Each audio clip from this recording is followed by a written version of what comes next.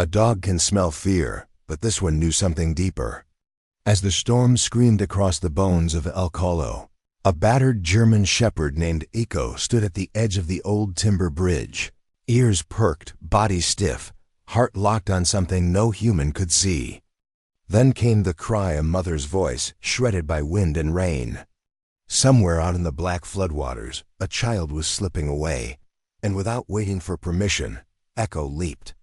That jump into darkness, into danger, would unravel grief, awaken forgotten faith, and bind 3 broken souls together forever.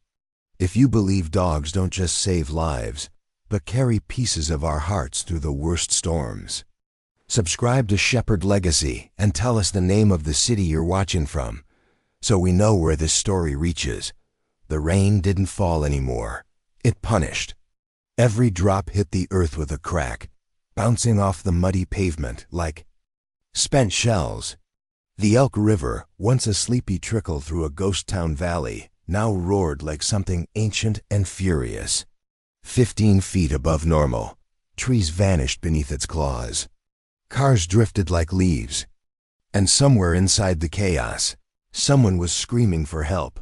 Officer Caleb Morgan gripped the steering wheel tighter, his knuckles white beneath soaked gloves.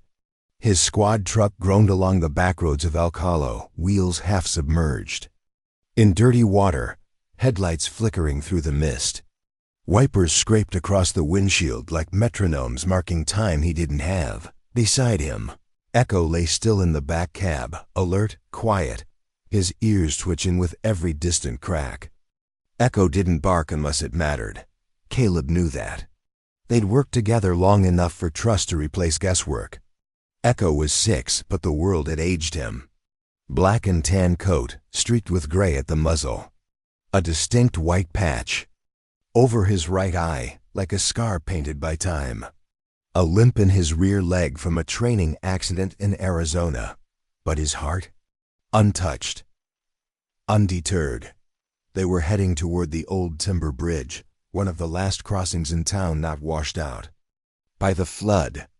Built in 1948, its bones were more memory than structure. Locals said it creaked even in summer wind. Tonight, it moaned like something trying not to break. Caleb was 38. Broad-shouldered, sunken-eyed, a man made of discipline and quiet storms. He had seen war twice. First as a Marine in Kandahar, then as a cop chasing ghosts through small-town America. He didn't talk much anymore. Not since Rachel. Not since the day Elk Hollow had taken her too. Rachel had been the kind of woman who glowed even when tired. An empt, a volunteer, a storm chaser with a heart so big it spilled into everything she touched. 2 years ago, she dove into this same river, trying to reach a boy trapped inside a flipped car. She saved him. The river didn't return her, since. Then, Caleb had walked like a man stitched together wrong. He stopped playing chess, stopped laughing. Most days he patrolled the empty hills just to feel like he was still standing for something. But tonight felt different. The river was too loud. The air too full of memory. They were half a mile from the bridge when Echo suddenly sat up, stiff as a board. His ears pinned forward, body humming with alert tension. Caleb felt it before he heard it. A voice, thin, ripping through the rain like thread. "Please, someone." "My baby," then silence. Echo barked once, sharp, deliberate. Then he leapt from the truck bed before Caleb could even hit the brakes. The German shepherd bolted down the hill toward the bridge, paws slicing mud, tail straight behind him. "Echo!" Caleb shouted, scrambling out after him. Slipping once in the wet grass. By the time he reached the bridge's edge, the scene was carved into his memory forever. There, half submerged in the river's angry grip, clinging to a bent road sign with one arm, was a woman. Long soaked hair plastered across her face, one leg visibly twisted beneath her.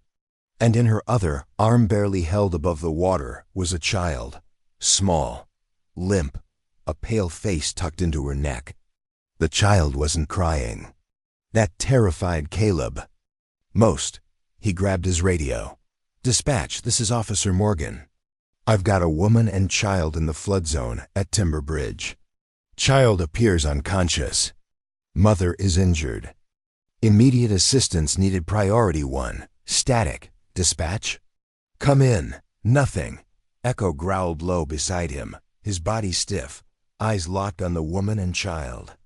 Without waiting, Caleb dropped the emergency rope from the truck and tied the harness around Echo's body. The dog didn't flinch as Caleb clipped a carabiner to his collar and looped the rescue pack to his back. "Go," Caleb said. EKKO launched into the water like a missile. The rope snapped taut. Caleb braced it against the rusted guardrail. Echo swam hard, slicing through the current, paws churning. The woman's head barely turned toward the noise. Her name was Emily Dawson, 28, a survivor in ways most people never noticed. A former nurse who had moved to Elk Hollow 6 months ago, after escaping a man who broke promises and bones in equal measure. She kept her head down, worked nights at the diner, and cleaned cabins during the day. She had no family, no safety net. Just her daughter Maggie, 4 years old. Bright and stubborn and full of questions about stars and puddles, and why no one ever came to their birthday parties. Tonight, they had been trying to leave. Emily packed 2 bags, a box of cereal, and Maggie's inhaler into the car. She knew. The river was rising, but she thought she had time. She always thought she had more time. Then the road vanished. And now, Maggie was dying in her arms. EKKO reached them first. He climbed onto a half-submerged plank near Emily and barked sharply. Emily turned, dazed, eyes wide. The dog pressed his body against the debris platform, steadying it, and nudged the child's shoulder with his nose. Emily stared. "You're not real," she said softly. "I hit my head. I'm dreaming." But Echo didn't vanish. He barked again, loud and urgent. Caleb was already in the water. He secured his rope, pulled the emergency rope line tight, and waded toward them. The current fought him. Rain whipped his face. His boots lost traction twice, but he didn't stop. "Ma'am," he called, "I'm with the Elk Hollow police. I'm coming to get you. Is the child breathing?" Emily tried to speak, but her voice cracked, her lips purple. "She's got asthma. I don't know if she—" Caleb's heart dropped. He turned to Echo. "Med kit." Echo bolted back toward the shore, the rope trailing behind him like a lifeline. He scrambled up the embankment, paws slapping wet earth, then returned moments later. A red first aid satchel strapped to his harness. Emily reached for it with shaking hands. Inside, thank God, was a sealed rescue inhaler. Emily cradled Maggie gently, pressed the nozzle into her lips, and prayed, "Breathe, baby. Please, breathe." For a moment, nothing. Then a sputter, a cough, a wheeze, and a breath. Maggie stirred. Emily sobbed. Rocking her daughter, Caleb reached them, panting, mud-streaked, hands out. "Let me take her." Emily recoiled. "No. She's hypothermic." "You're hurt. Let me help. I won't lose her. She's all I have." Caleb softened. "And you're both all I see." She looked at the dog. Echo hadn't moved. He was standing watch, one paw braced against the debris, tail twitching with restraint. Emily relented. Caleb scooped Maggie into his arms. She was cold, barely holding on. Echo pressed against Caleb's leg to steady him. Then the roof beneath them shifted. Wood groaned. "Move!" Caleb shouted. Emily tried. Her right leg collapsed. She screamed, grabbing the dog's harness to stay upright. I can't, my leg's broken." "I've got you," Caleb said. He pulled a spare rope from his belt and tied it around her waist, anchoring her to him. The storm was peaking now. Thunder cracked above them like cannon fire. The Elk River surged, slapping against Caleb's thighs. They began the slow retreat. Echo led, the rope still in his mouth, muscles coiled like steel. Caleb followed, one arm cradling the child, the other gripping the lead. Behind him, Emily limped with every step, teeth clenched. Halfway back, Emily stumbled. Her foot slipped, pulling the line taut. Caleb adjusted, shouted back, "Hold on!" Suddenly the radio hissed. "Caleb, this is Sarah. Do you copy?" He clicked the mic. "I've got them. We're on the bridge. The girl's alive. We need evac now." Sarah's voice cracked through. "ETA 15. The drone sees you. Bridge integrity failing. You've got 3 minutes tops." Echo looked back once. Caleb met his gaze. They had less than 3 minutes to cross. A dying bridge with a broken woman and a half-conscious child. It was going to take more than muscle. It would take faith. And Echo had enough for all of them. Water surged louder than thought. Caleb's boots slipped against the warped planks of the old timber bridge as he cradled Maggie tight against his chest. Emily stumbled behind, bound to him by a rescue rope and pain. And at the front, always at the front, Echo, the German shepherd, rope in his jaws, anchoring the living to what little stability the storm had not yet stolen. Rain sheeted sideways, obscuring everything but noise. The wind howled so violently it felt alive. Above them, the bridge groaned with every step like it was whispering, a warning too late. Caleb's mind worked in fragments. One arm around Maggie. One foot in front of the other. Check the rope. Don't let Emily fall. Watch Echo. Listen for cracks. He had done this before in war, in disaster zones. But never with this much weight that wasn't physical. Echo's paws slipped once. He caught himself tail low, jaw clenched tight around the rope. Caleb muttered under his breath, "Good boy. Keep going. Just a little more." Behind him, Emily's voice shook. "I can't, I'm slipping. You don't stop, Caleb." Barked, "You move forward, my leg, then crawl." She growled, low and angry, and did just that. Her palms scraped across splintered wood. Her teeth bit down on sobs. And she moved. Lightning cracked above them, splitting the sky. In the flash, Caleb saw the river had risen higher. Another plank was missing ahead. And the middle of the bridge, God help them, was starting to split at the seams. Then came the crack. Deep, bone shaking. Caleb turned. The rear supports gave way. A 20-foot span at the far end dropped like a trapdoor. Water consumed it instantly. No. Way back. No backup. Only forward. He shouted into his radio. "Sarah, we're halfway. The rear of the bridge is gone. We're committed. We need that evac now." Static. Then her voice. "You've got 2 minutes, Caleb. Drone shows a breach in the levee upstream. A surge is coming." Caleb looked at EKKO. The dog met his gaze. They both knew they had to move faster. Echo lead out. The shepherd surged forward, hauling the tension line like it weighed nothing. His injured leg dragged slightly, but he didn't falter. Mid-span, Emily slipped again. Her hands lost grip. She cried out. The rope snapped taut, yanking Caleb backward. Maggie jostled in his arms. He grunted, twisted, and found footing with one boot. "Emily!" He barked, "I'm trying. You have a daughter watching you fight right now." He said, "Don't let her see you give up." Her eyes flicked up through tears and mud. "She doesn't even know what a father is. I told her he lived in the stars. Because I didn't want her to know what being left really meant." "You're not left," Caleb growled. "You're carried. Now stand up." With a scream, Emily clawed forward.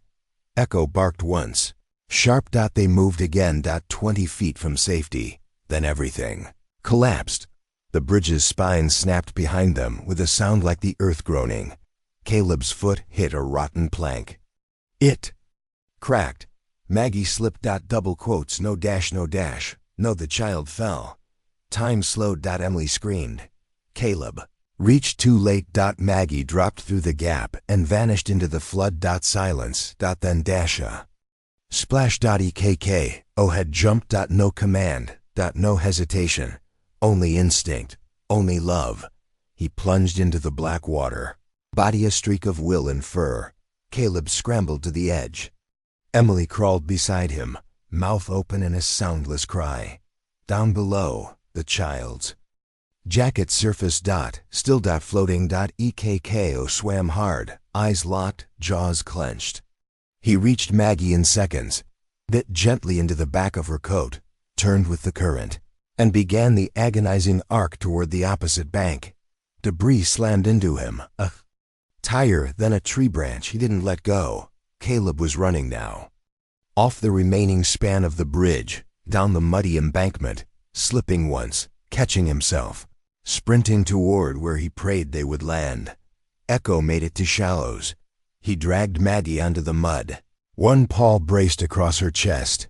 Caleb dropped to his knees. She wasn't breathing. Again. He began compressions. 2 fingers. Tiny chest. Come on, baby. Come on. Not here. Not now. Breath. Compressed. Again. Ekko paced beside him, whining, his body trembling from exhaustion. Then a cough. A wheeze. Tiny eyes blinked open. You're not the stars, Maggie whispered. Caleb choked on relief. No, kiddo. I'm just the guy who promised not to let go. Emily collapsed beside them. She pulled her daughter into her arms. Her body shook. She didn't care. Caleb reached for Ekko, running his hands along the soaked fur. Blood streaked his shoulder. A gash. Caleb found the leg torn, red. You stubborn mutt, he whispered. You don't get to leave either. The sky cracked. A helicopter roared overhead. The flare Caleb had fired earlier had finally caught a break in the clouds. From above, Sarah's voice came through the radio again. Visual on you. Hold tight. We're lowering the cable now. The chopper hovered, spotlight sweeping over them. Emily's eyes widened. We're going together, right? Caleb nodded. Maggie first. They strapped the girl into the harness. Ekko stood below her, body rigid, eyes never leaving her face as she ascended toward the floodlight. As the cable lifted the girl toward the sky, a broken beam from the bridge above tore loose. It swung down like an axe. Caleb's breath caught. Emily screamed. The beam was going to strike Maggie midair, and then Ekko moved. He stepped directly into its path. The wood slammed into his back, splintering. He didn't move. He shielded the child until the cable lifted her safely out of range. Emily fell to her knees. He didn't even flinch. He just, no, Caleb said quietly. He wouldn't. The chopper returned. The winch cable dropped again. Caleb turned to Ekko. Our turn. But the bridge had other plans. With a final tortured groan, the last support collapsed. Caleb fell. Water surged up to swallow him. For 1 second, it felt like dying. Then something clamped around his shoulder strap. Hard. Pulling. Ekko. Underwater. Dragging him back from the dark. They surfaced together. Caleb coughing. Ekko snarling, teeth still gripping the strap. On the bridge remains, Sarah had crawled out on her belly. She reached down. Grab him, she screamed into her headset. Winch now. A cable dropped. Caleb's arm was hooked. They rose. Midair. Caleb finally managed to reach out and wrap his arms around Ekko's body. I've got you, he said. And this time the dog let go. 3 weeks passed. The Elk River receded. The skies cleared. But Elk Hollow remembered. At the edge of town, in what used to be an abandoned ranger station, a new sign went up. Ekko's Bridge, Canine Rescue and Recovery Center. Inside, the smell of cedar mingled with lavender. That was Sarah's doing. She said rescue should feel like healing. Emily worked part-time now. She walked with a limp. But her voice was steady when she spoke to new arrivals, shaking dogs who came from worse places than floods. Maggie colored in the sunroom. Always dogs, always stars. Sometimes both. Caleb rebuilt fences. He trained new volunteers. Vets, mostly. People like him who needed to believe they still had something to give. And Ekko? He slept near the door every night. his scarred flank rising with slow, contented breath. He had earned his peace, but when new dogs barked in panic, he got up, walked to their kennels, sat quietly beside them, just so they knew they weren't alone anymore.